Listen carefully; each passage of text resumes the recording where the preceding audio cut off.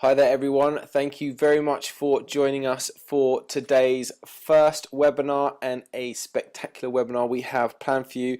Today is going to be a full 1 hour session as Vishen is not going to be actually presenting a full summit session, but we thought we would provide those who are buying a ticket or are not buying a ticket with a full session to enjoy, and here it is. As always, can I ask those of you that are here to raise your hands to let me know you can hear me loud and clear? Okay, fantastic. Thank you very much for that. Really appreciate that. Okay, I'm just going to put your hands down now. Thank you. And also, just to give you a note, for those of you listening to the recording, as well as those of you who are listening live now, I would recommend that you jump onto the Facebook page, facebook.com/WBECS. That's facebook.com/WBECS. And please post on there any comments, any feedback, good, bad, ugly, anything at all. We love to hear from you. And also, if you could post any reviews of the session afterwards, that would be very much appreciated. Okay, now I would like to introduce you to today's speaker. We have with us Vishen Lakhiani, who is the founder of Mindvalley.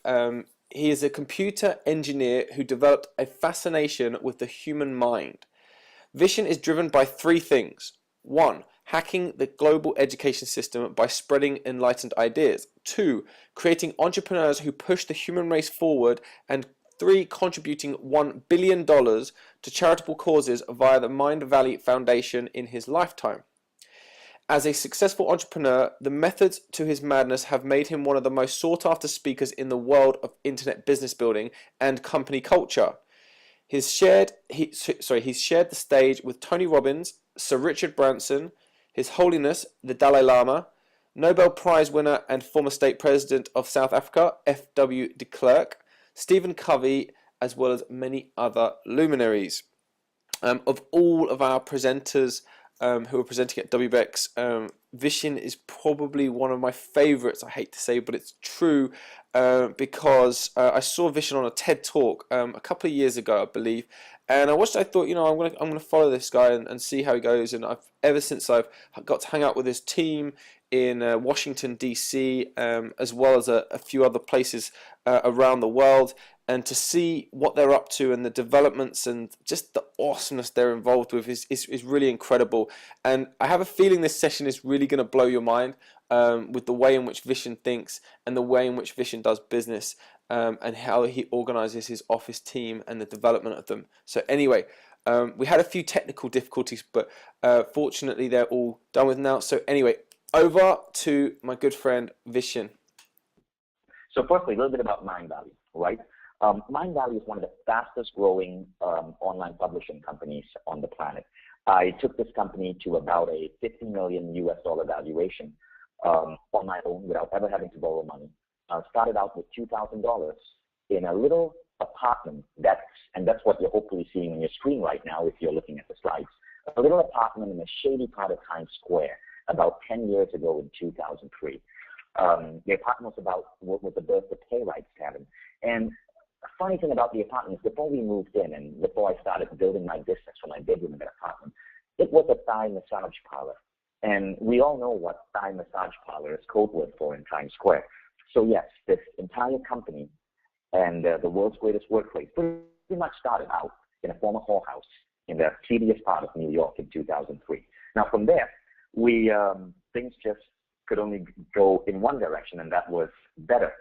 So what happened then is from there, Mindvalley blossomed. When we started in New York, I was basically a broke advertising executive. I was completely stressed out. I was running a team for a company that had just gotten some investment in Silicon Valley and was growing very rapidly, but life was stressful. And so I took up this thing called meditation to help me cope with that stress. I fell in love with meditation.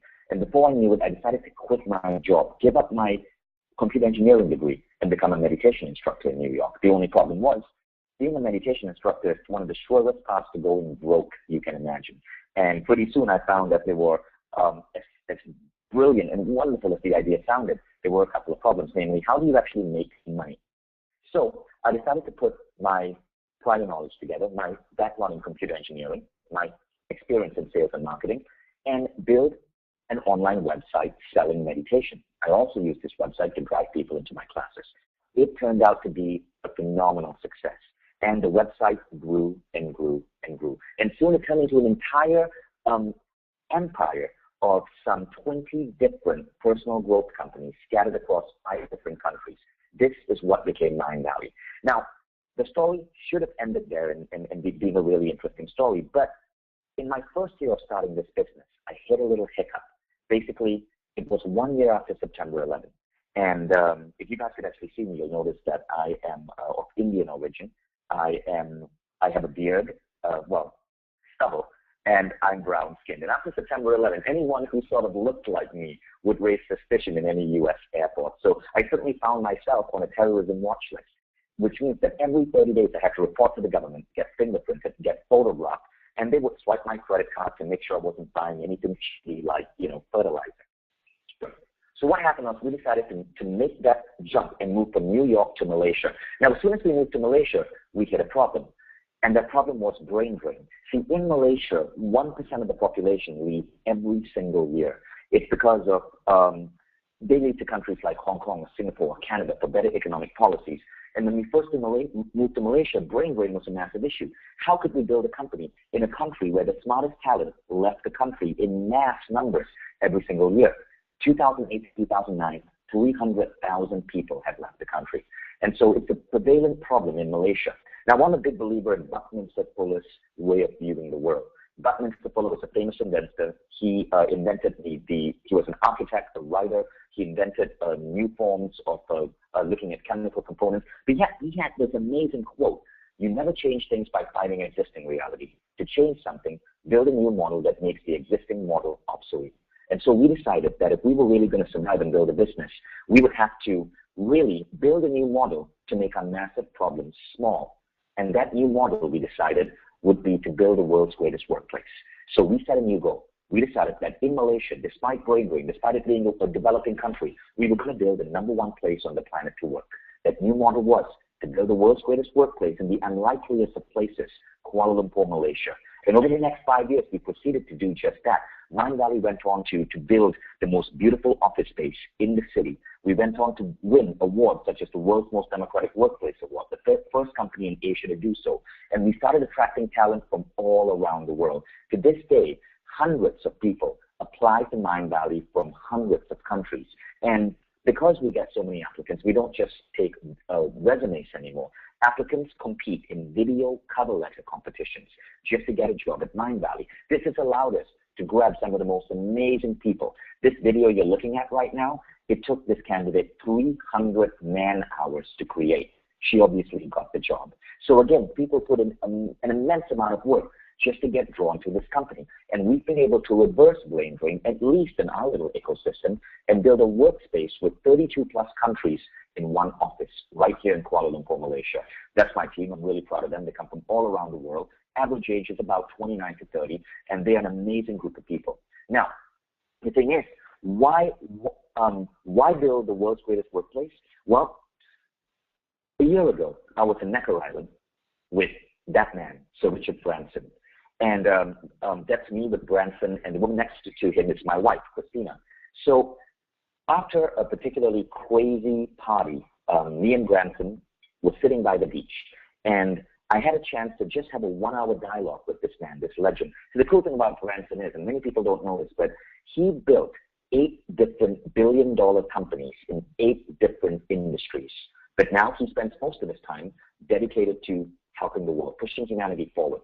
The majority of his time is spent on nonprofit endeavors. And I really respect this man because of that. So I asked him, Branson, Richard, you built 8 different billion-dollar companies. And, I've read all your books. I've seen many of your interviews. But if you could put it into one sentence, what would it be? What would you say was that one thing that allowed you to become this immensely successful? Branson said this. He said, it's all about finding the right people smarter than you, then giving them good work, then leaving them alone and letting them do this work so you can constantly focus on the grand vision of your business. But here's the most important thing. Make their work a mission. And that advice hit me like a brick. It was really powerful advice. And the question is, though, how? Now, I realize we've been doing a lot of this in Mindvalley. We could still get better, but we've been doing this all along. And the question is, how can other companies do this? How can they get smart people, make them see their work as a mission, allow these smart people to have enough trust and liberty so they can do great work while the entrepreneurs, the founders, can focus directly on the vision?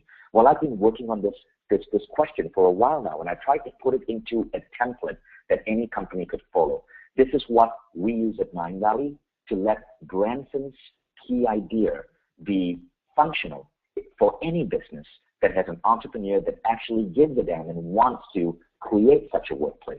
Now, the basic principle is called the principle of the flow state. And this is the underlying principle that governs how cultures like Mindvalley operate. Now, a lot of companies have this going for them, but what I try to do is put it into a framework that anyone can understand. Okay? So it started out like this. Now, when I was first interviewing people, I noticed that all the smartest people I interviewed, really, there were 4 things that they were looking for. It was either, and I would draw this little chart on a whiteboard, and I would give people a marker, and I'd say, Ed, you have 12 points. Spread out your points in each of these 4 areas, depending on what is important to you. The first is happiness. How important is it for you to wake up every morning and know that you're going to come to a workplace where you're going to be happy doing what you do? Then you go to the top right, and there what you see is growth. How important is it for you that you can actually grow in this workplace of yours, that you can learn new skills, develop yourself as an individual? Then you go down to, the bottom right is growth. That's where I put the words EDU. Now, then you have the bottom left is growth. The bottom right is saving the planet or mission. It's how important is it to you that in terms of your workplace, you are actually doing work that involves pushing humanity forward, that you're not doing work just for a salary check, but you are actually doing stuff that is leaving a mark on humanity. And the 4th one, which is top right-hand corner, is abundance, which is basically the question of how important is it for you to get a good salary so you can afford the things you want. Now, we've asked this to people, and this would allow us to basically get a sense of what drove them. Now, interestingly enough, a lot of companies believe that it's abundance, it's the big salary check that drives people. We found that abundance was actually ranked number 3. The number 1 thing that drove the smartest people in the world was happiness. Number 2 was growth. Number 3 was abundance. Number 4 was doing good for the world. So we decided, well, why not build a business that actually allows this to take place for employees? So we proceeded to reverse engineer the way we structured our company to build it around these 4 things. And this is what I'm going to share with you. Some simple ideas that you can take back to your business. Whether you run a virtual business or you have live employees like I do, here are simple things you can take back to your business to create an amazing environment where people grow, are happy, love coming to work each day, and will give you their best to help you push your company forward. Okay, so again, what really matters? It's growth, happiness, abundance, and meaning. Growth, happiness, abundance, meaning. Now let's start with the first one, okay, which is growth. So when I first started out this company, I believed in this definition. It came from Dwight Eisenhower. Leadership is getting other people to do things you want done because they want to do it. But soon I realized that this particular definition just didn't fit the modern world. This is the definition of leadership that allows a president to mobilize 1 million men to fight a dumb war. It's the leadership that gets people to follow you without actually sourcing out the intellect, the brains, the power, the opinions of these people. So change that definition. And the current definition of leadership that every person in Mindvalley takes on, every manager, is this. Leadership is recognizing that we are all one, that every person you lead is as brilliant as you, as talented as you, and has the same capacity for growth and accomplishment. They simply need to be reminded of this fact. In other words, on leadership as the ability to grow other people, the ability to grow people on your team. So every manager in Mindvalley takes this as their oath. It's our management philosophy. And this creates a new kind of leadership that is focused on leaders creating leaders. The next thing that we do is we apply a principle called consciousness engineering. Consciousness engineering is an idea that all of us deep down inside and all our employees have a self-image of who they are in the world. And through certain techniques, you can increase that self-image. And as their self-image grows, so does their performance. So here are some of the techniques that we use, that we build under consciousness engineering to increase a person's self-image and thus their belief system in what they're fully capable of. The first, and I strongly encourage many companies to think about something like this, is what we call the 45-5 rule.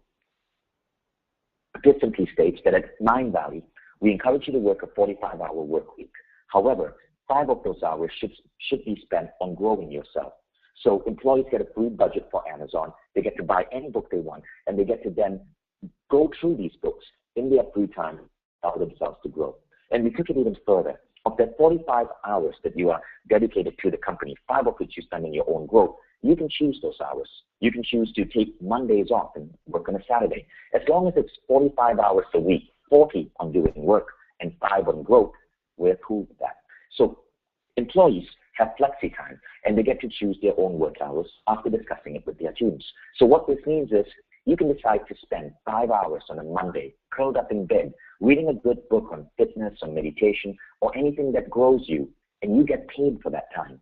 And again, this has helped us create a remarkable breed of employees who are constantly growing.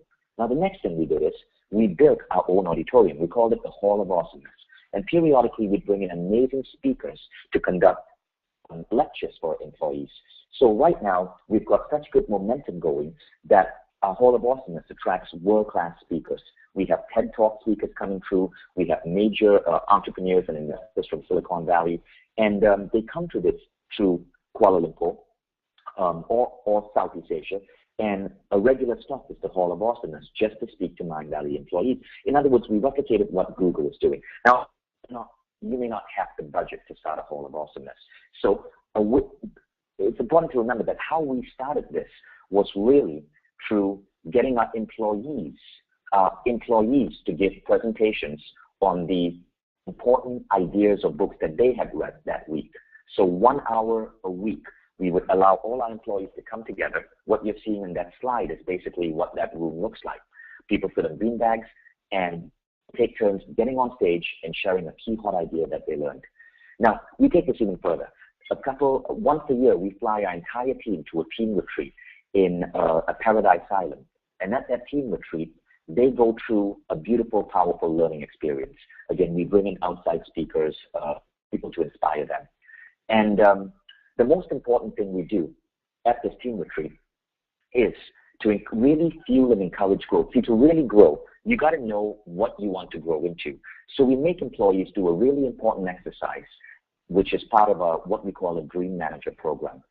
I believe in bucket list, but I believe that there are 3 specific types of bucket lists that you have to answer. The first is what experiences and objects do you want to have in your life?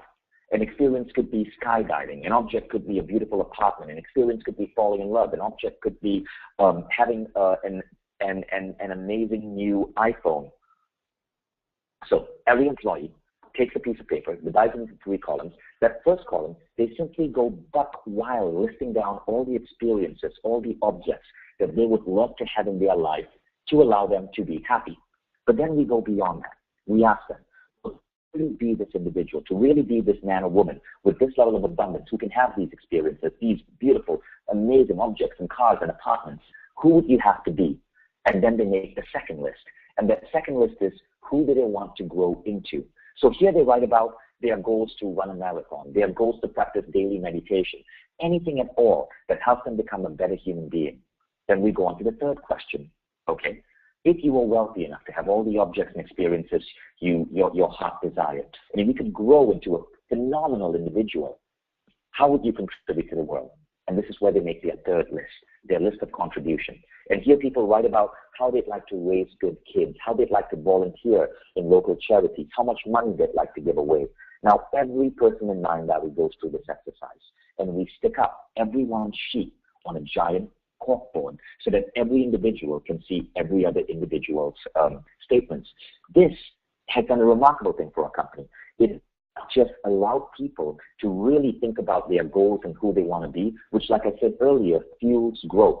but it allows everyone in the company to contribute to each other's growth. So every single individual can get to this corkboard, see that, Shelley is looking to learn public speaking. And if that's a gift that they have, they might volunteer to go out for lunch with Shelley and help her develop this skill. It creates this beautiful dynamic in our company where people are supporting each other grow. And again, as I said, growth is one of the most important things that employees want, especially if you are looking to hire millennials or Gen Y. For them especially, it is crucially important. So we go on to the next level, happiness. So we talked about injecting growth into your company, making employee growth a key part of your company's DNA. Now we go on to happiness.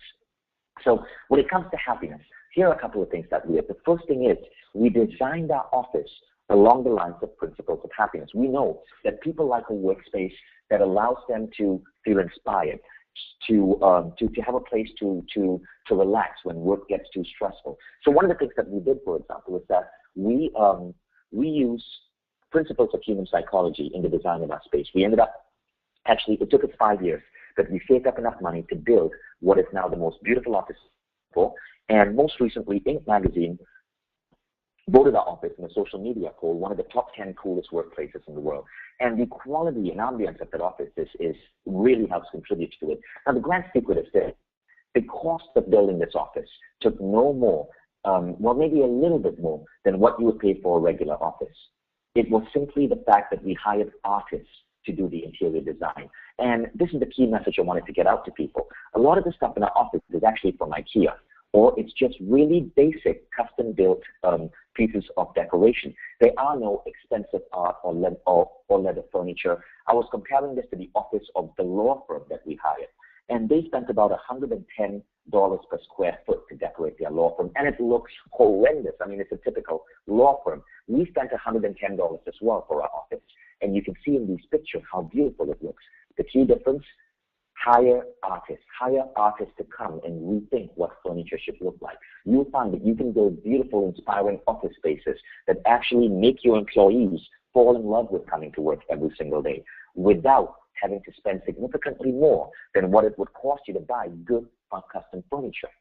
Now, of course, this varies from country to country. We are lucky that in Asia, having custom art design is relatively cheap, but it is not as expensive as you think. Now, the second thing that we did, of course, is flexi time. Flexi time simply means that employees choose their own working hour. What this means is employees can decide that a group of employees or a particular team can decide that they want to take a Friday off and just go to a paradise island and have fun.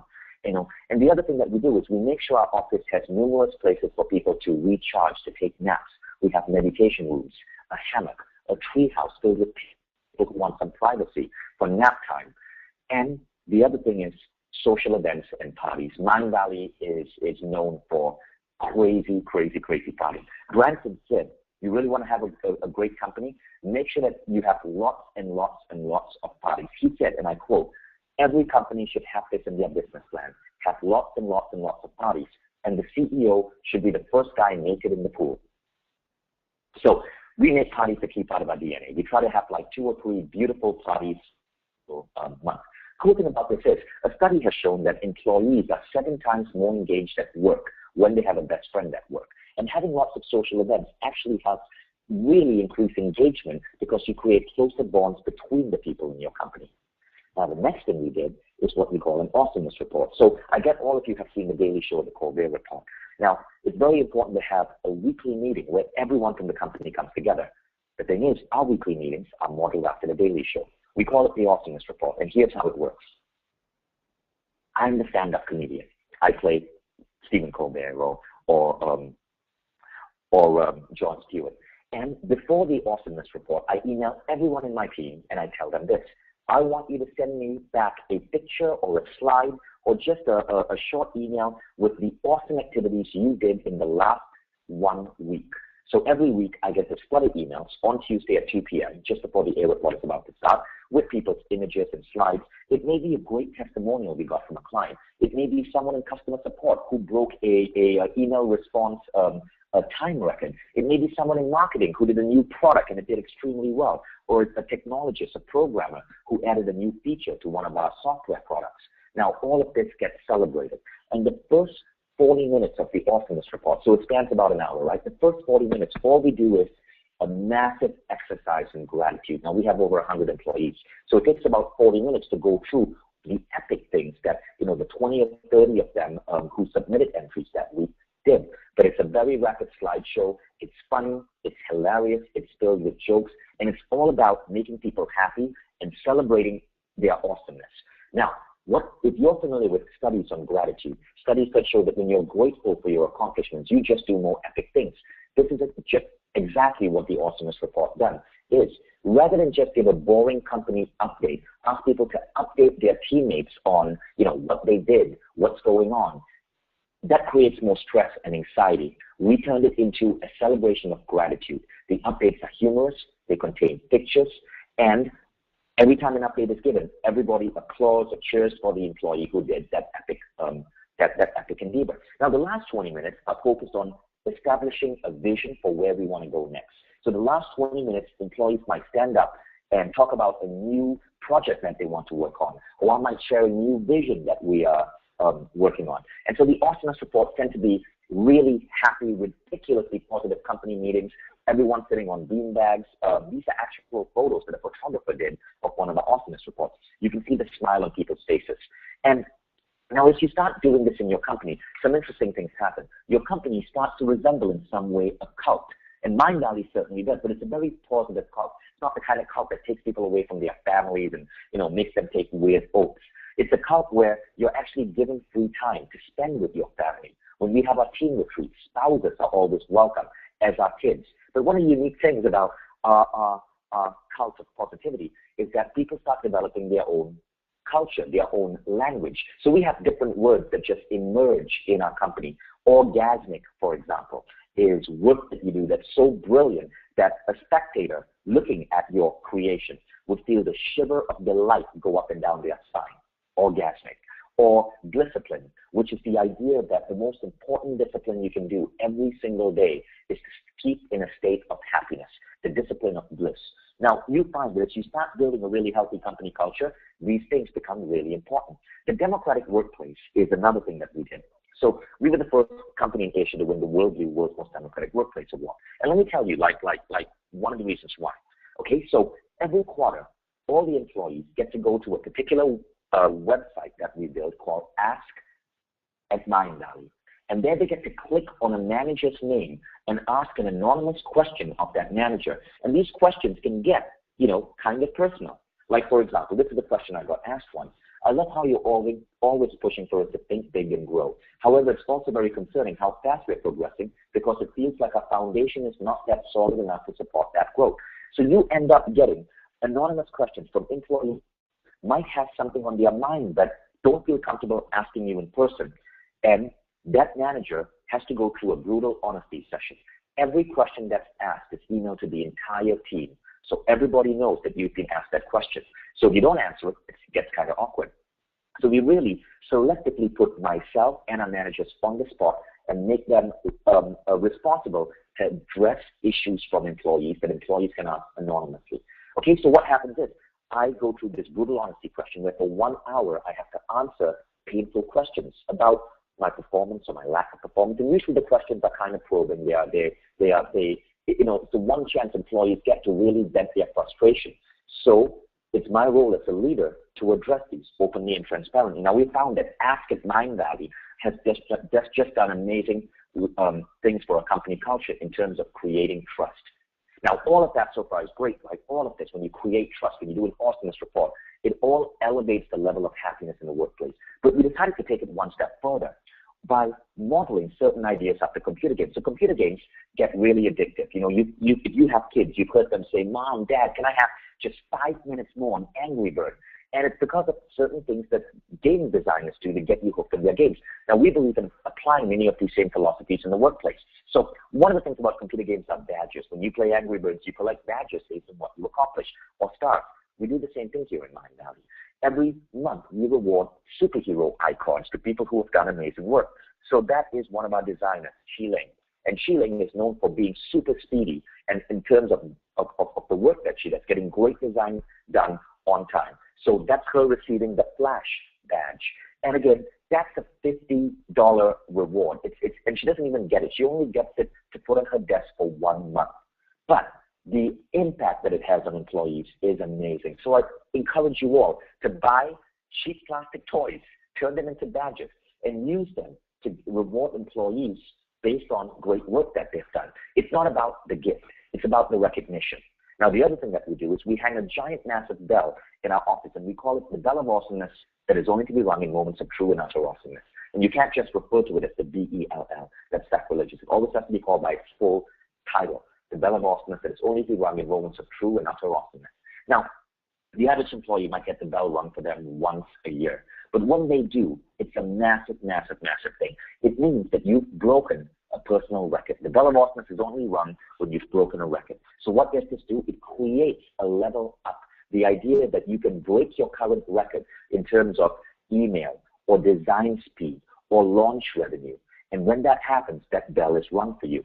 High scores are another thing we do. Every Friday at 5 p.m., every employee emails the entire team their high score for the day. So what we're looking at is our content team, and their high score is based on number of visitors that they get from releasing good content, number of free organic visitors. So you can see that they keep a chart, they measure a high score, and this again really keeps employees motivated. It is rather like a computer game. It also means that every Friday I can see how every department in the company is doing for that week. So we take it one step further. We do something called the Community Voted Leaderboard. So what happens is, now there you'll see me on stage at the Awesomeness Report. You see a group of superheroes icons on the floor. Those are the awards we're giving out. And you'll see 4 people who have been identified. Now what's going on over there is every month, everyone in the company is given 100 points. And they get to assign these 100 points to other employees who did great work. So every month we identify 4 to 5 people who've done tremendous work. And they get recognized in the Community Awesomeness Awards. They get to come on stage, they sit on stage, and I ask the question, why do you love Justin? Or what do you love about Justina? And everyone in the company, 100 people, starts blurting out beautiful things about Justin or Justina and what they accomplished that month. And it's a beautiful event. I mean, people break down in tears. But imagine the level of love people feel when they go through an event like this. So again, we are really building a company about recognition, appreciation, gratitude, all the elements that create happiness. Culture days are another key part of Mindvalley.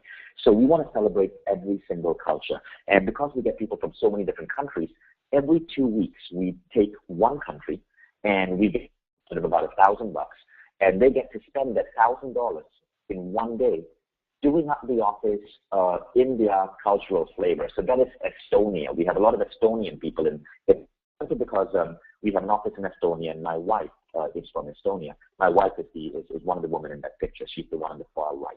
And so what we do is every 2 weeks, cultural day, it might be Estonian day, where where in the middle of the office at 4 p.m., they're allowed to actually disrupt a meeting and go on and give people Estonian cakes or chocolates or liquor. They'll decided to make sure that liquor only goes out after 5 p.m. There are obvious disadvantages to that as well. And these days often end in a fun little cultural party. Again, it's a way of appreciating, but also making employees become tighter friends with each other. Now, we really, really, really take happiness seriously. A couple of employees, in their free time over the weekend, build an entire system where one could give each other virtual gifts. It's called OneUp. Now, this system isn't open to the public, but there are software out there that you can apply to your company if you are interested. Software such as work.com. Okay, so OneUp works like this. You basically get to go and pick a gift. It could be Mojo, represented by Austin Powers, or a hula girl, or a globe, or a bola, and you give it to another person in the company with a little note of appreciation. Every day, about 20 to 40 love notes are exchanged among employees. Branson said this once when we were speaking at an event together. He said, like flowers flourish on water, people flourish on praise. Praise is really important. Yet most of us, when we run companies, we are so caught up in being the visionary, the founder, that we sometimes don't have time to really talk to everyone and see what everyone else is doing. So why not crowdsource praise? And that's what we've done with OneUp. Weirdest thing that we do for happiness is Splash, the secret society for platonic love, appreciation, and happiness. So we have different agents in the company who are part of this secret group. Nobody knows who they are, but they're given a budget, and their goal is to do weird, quirky activities every 2 weeks. So the entire company, a secret email from Splash saying that at 5 p.m. tomorrow on a Wednesday, there will be a French picnic organized with wine and cheese, and everyone should just show up in a particular room, sit down. They've turned that room into a mock park with an artificial tree, and everyone should grab some wine and cheese and just mingle. So little things like that, and it creates a level of weirdness in the company. People absolutely love it. Okay, so why happiness? Why is happiness so important? So other than the fact that people really need happiness at work, I have this theory, right, which I want to share with you. And I call it the theory of the flow state. Now, don't get this confused with Mihaly Csikszentmihalyi's idea of flow. My theory of the flow state simply states this. It states that people are at the peak state of human existence when they're in this mystical state of being that involves two things. Number one, they have a vision pulling them forward. They know what they want in life. They have the idea for that next big target, the love that they want to attract, the way they want to raise their kids, the house they want to live in. But at the same time, they are happy now. They are living in the present. They're completely happy where they are right now. In other words, in the words of the book Quantum Success, their happiness is not tied to their goals. Their happiness comes before attaining the goal. It's about the journey, not the destination. That's called the paradox of intention. Now, I found that when you can give people really massive big goals that completely eliminate stress and make them happy now, so that they are able to look at what they've accomplished thus far, how immersed they are in the activity of getting to that goal, and not delay that gratification, not delay that happiness. They fall into this mystical state called the flow state, where work becomes beautiful. They enjoy coming to work. But I've also found this, and I hope you excuse me if I get a little bit woo-woo here. I found that when you're in the flow state, it almost seems as if things magically go right. It's as if the right partners, contacts, opportunities, synchronicities, coincidences come to you almost auto-magically to help you get to your goal. And so I try to keep myself in the flow state as often as I can. I always try to keep myself and my employees having big visions pulling them forward, but we never delay happiness. Work has to be happy all the time. We have a zero stress policy. Stress, a lot of people say it is a requirement to push a business forward. I don't believe so. I believe that happiness is the new productivity. Okay, so that's another reason why I really want to encourage you guys to focus on ideas that can help create better levels of happiness in your company. Now we go on to the next one, okay, which is abundance. Now, how can you truly create abundance in your employees? If you can find a way to create abundance in your employees, what you're going to find is that you create amazing loyalty. Now, abundance comes not just from a high salary check. I mean, our company is based in Malaysia. We pay Malaysian salaries, yet people from all around the world come to Malaysia.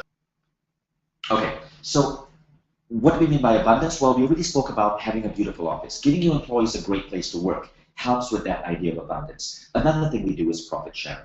Every quarter, 10% of our profits are distributed to employees. Yet another way of abundance. But the biggest thing we do is entrepreneurship. We actually encourage our employees to come up with ideas that would allow them to become entrepreneurs. Because ultimately, if you want to get rich, right, if you really want to get ridiculously rich, you should try to be an entrepreneur. And when you're attracting really smart people, you find that there's a high number of people in that group who want to evolve into entrepreneurs. Rather than have them leave your company, why not fund their ideas? So Mindvalley functions almost like an incubator. And we started funding employee ideas. And as a result, we've been able to grow our company by partnering with employees in the Arabic world, in Poland, in Latin America, in Russia, in Italy, in India. We turned a good 20% of everyone who's worked with me for 2 years or more eventually becomes an entrepreneur because of the growth, the mentorship, the training we give them.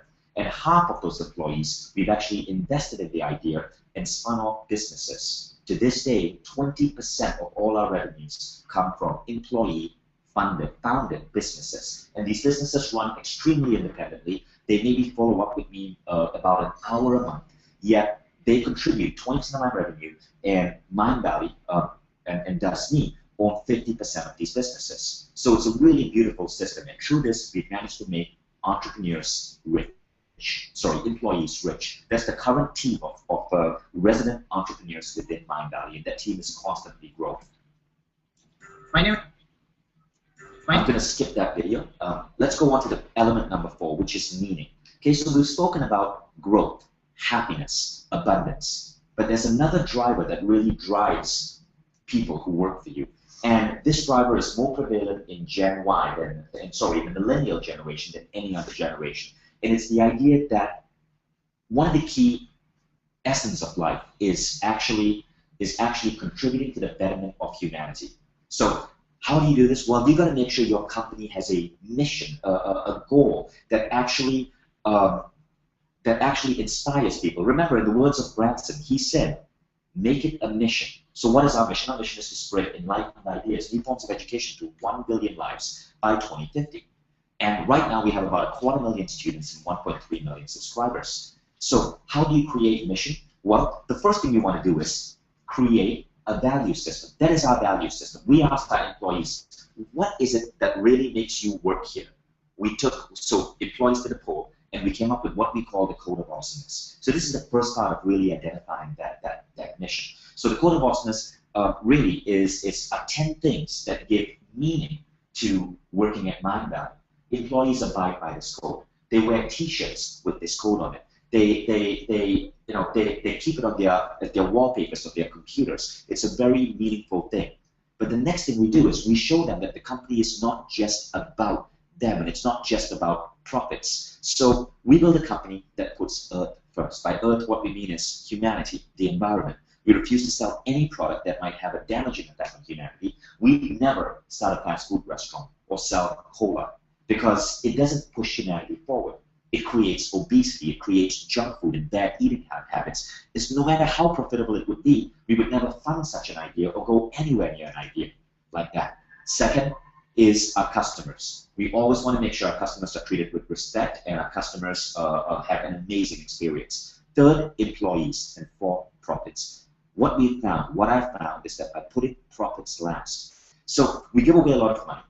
Right now, the Mindvalley Foundation gives away close to, we're pushing almost $500,000 US every year right now to nonprofits and NGOs around the world. We're a big supporter of the X Prize Foundation, and we even started our own festival called Awesomeness Fest. So, we would have our team retreats, and employees would have such a remarkable growth from our team retreats. And I would share pictures of this on Facebook and stuff, and people would ask me, well, how can I attend? And I'd say, unfortunately, no, you have to be an employee. But we thought, well, why not create something like that for the general public? So we created something called Awesomeness Fest. This started 3 years ago, and it's now just taken a life of its own. Now there are 2 Awesomeness Fests happening somewhere in the planet every year. This year it's in Dominican Republic in Bali. Last year, 1,600 people applied for 200 spots. But what happens is we get entrepreneurs who come together on a paradise location for 3.5 days. They bond, they connect, we bring in world-class speakers. All the speakers who come waive their fees, and all the money raised goes to charity. So every single penny is given away. It's a cross between TED Talks and Burning Man with lots of fun bonding. It's amazing how many people have gotten engaged or met their future partners at Awesomeness Fest. But again, it's really taking our team retreat and making it public and making it a non-profit. So more on that on AwesomenessFest.com. Now, in terms of pushing humanity forward, right, it was really important to us that we really do good for our society. So in Kuala Lumpur, Malaysia, we launched something called Project Renaissance. We built a 150-seater auditorium. Well, our initial auditorium is the picture you're looking at right now. It held 60 people. We bring in speakers. But I also encourage my employees to create little meetup groups in the city and use this for free for their meetups. So one employee, Malaysian by the name of Wuhan, created a meetup group for programmers. The first meeting, 7 programmers showed up.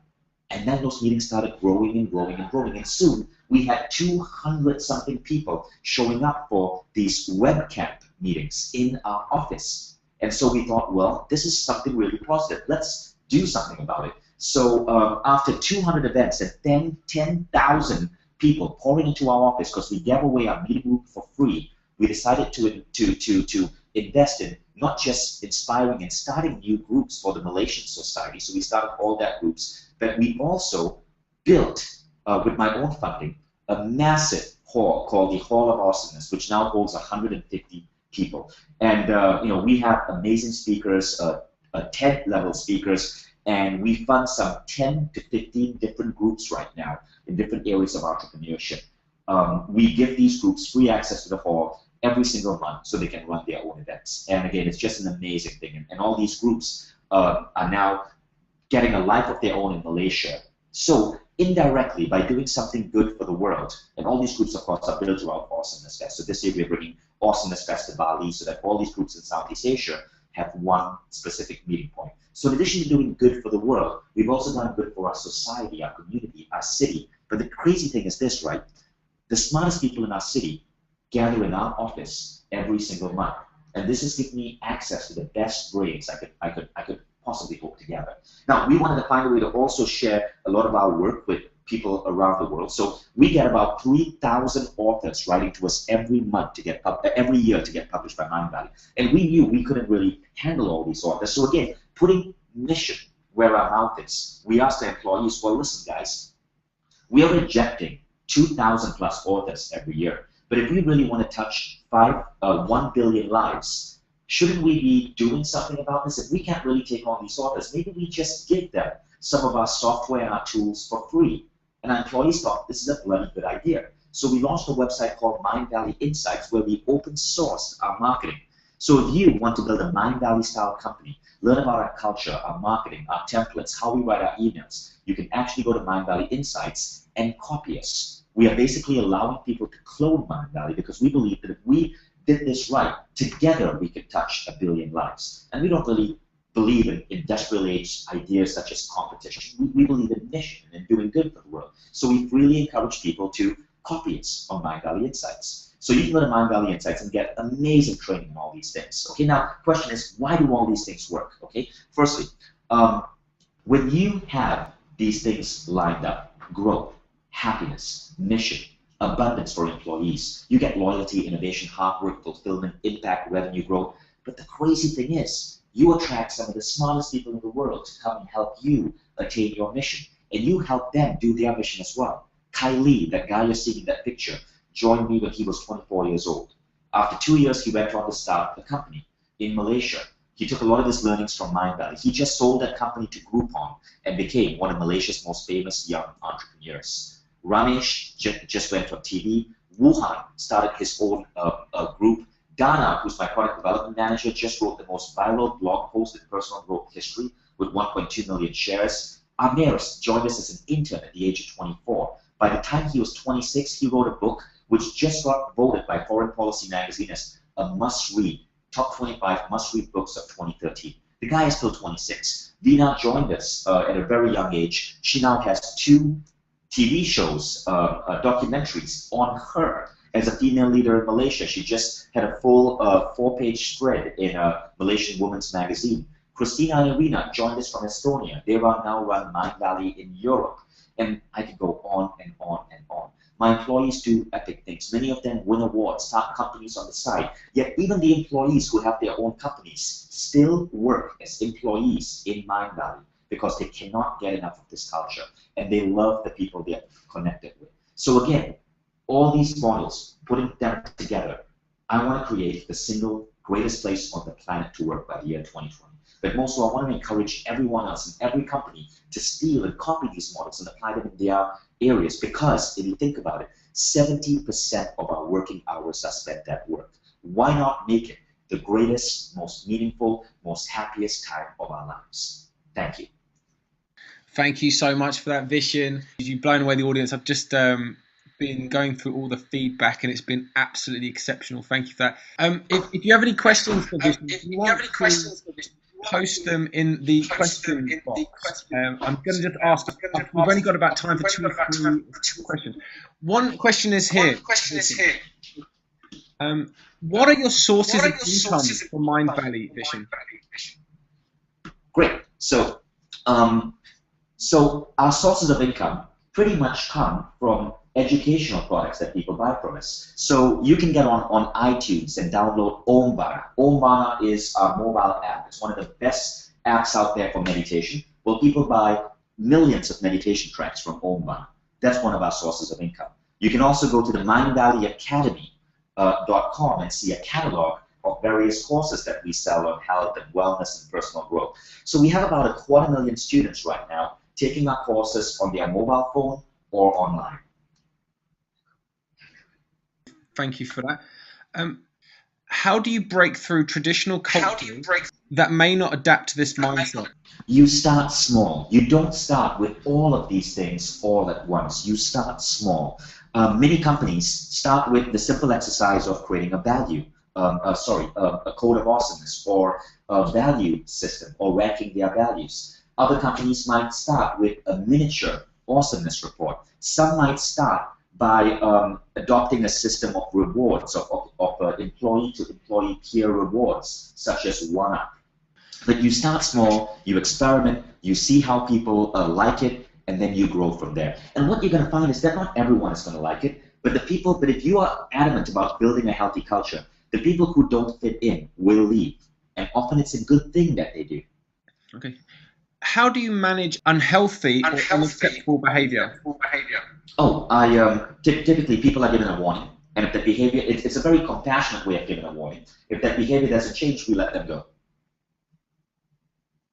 Okay, fantastic. And a final question, because I know you've gone way over.